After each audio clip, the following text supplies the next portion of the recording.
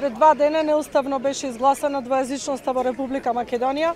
Албанското малцинство во Република Македонија нема 20%.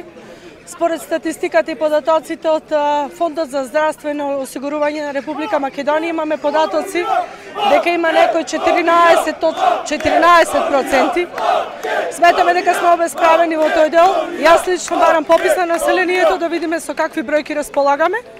Мирен протест е ова, заради тоа што во ние на друга држава во светот, јас не познавам таква, на 2 милиони жители да има 2 официјални јазици, каде што под просекот од 20% се донесува еден неуставен закон. На протест за двојазичноста, никој нема право нити да ја продава државата и мене никој не ме праша дали сакам јас двојазичност или не. Сите ние гласавме за Заев да биде тоа што е сега, а не го гласавме да ја продава Македонија.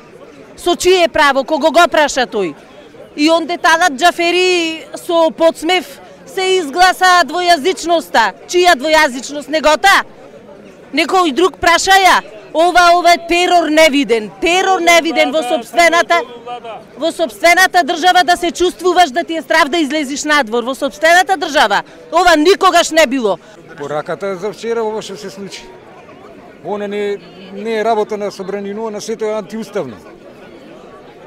Не знам што да би било.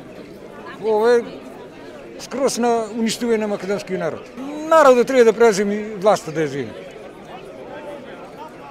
Оние пратеници нека не се кријаат од СДС. Нема да брана тие со денови. Ќе излезе во јавноста. Со која лице ќе дојде овде? Сето е насилнички направено опште од почеток до формирање на председател на собрание. Влада и досега сите потези се негативни. Да е народот да излага на собири, на демонстрации, на блокади, вака да тоа се пречи, както уставниот поред демократија се е нарушено. Целосно. Ставот е доволно јасен. Не може на 2 милиони жители да бараме двојазичност, како тие што се прокламираат 25%, мада не се толку. Ако тие бара двојазичност, нивниот јазик да биде застапен, албанското треба да бидат и други јазици застапени. Ама ние не сме толку мултикултурно општество како Америка што се прокламира, ама таму има само еден јазик. Потоа во законот е рецидно таму пишува кој е официјално државен јазик. Не може да видиме ние држава со 2 државни јазици, или 3 или 4. Што ќе биде тоа хаос.